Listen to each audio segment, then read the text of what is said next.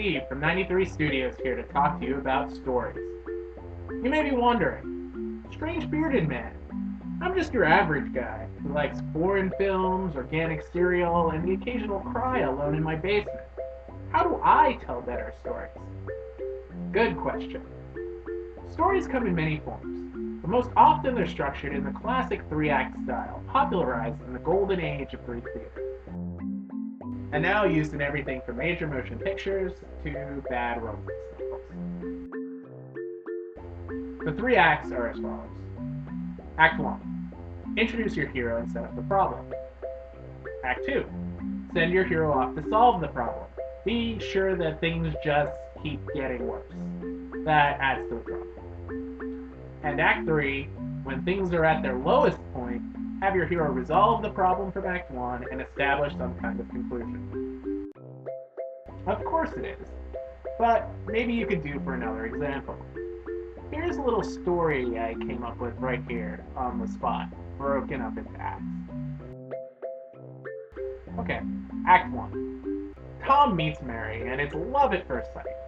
He calls her every day, spends all of his money buying her expensive gifts, and even makes plans to spend the summer with her and her family in Barcelona.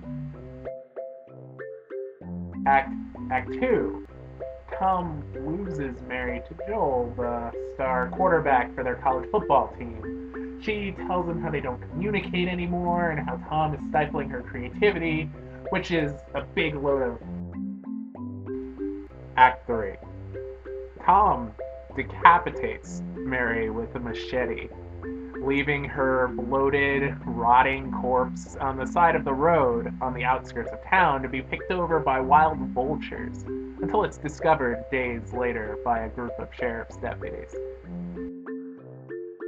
While he is heartbroken, Tom has learned a valuable lesson about the pains of young love. Ira Glass, host and visionary behind the popular NPR radio show This American Life, described the story as a series of actions surrounding a point of reflection.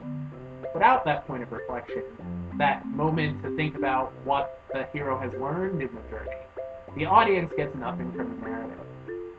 If Tom is just some kill-crazy sociopath with a broken heart and nothing to lose, like the newspapers say he is, and he never stops to think about how much Mary meant to him and how much she hurt him when she left him for that jerk, then what's the point?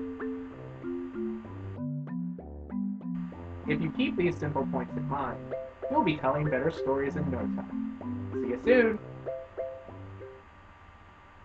Every cat comes in here switching to flavor packs. Well, after all, who knows more about cats than Puss in Boots?